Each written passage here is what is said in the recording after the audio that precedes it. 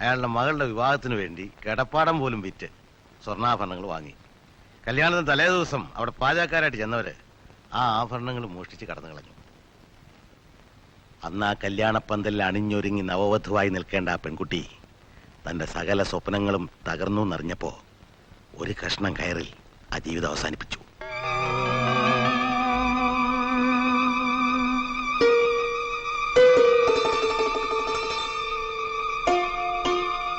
ഏതോ ഒരു പെണ്ണിന്റെ മരണവാർത്ത കേട്ടപ്പോ നിങ്ങൾ എന്തിനാ പ്രയാസപ്പെടുന്നത്?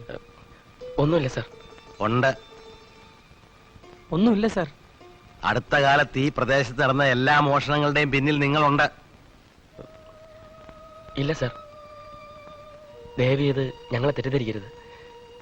ഞങ്ങളിത് ആദ്യമായിട്ടാ പിടിക്കപ്പെടുന്നത് അല്ലേ? അല്ല, മോഷ്ടിക്കുന്ന. നുണ പറയാം. സ്വന്തം മനസ്സാ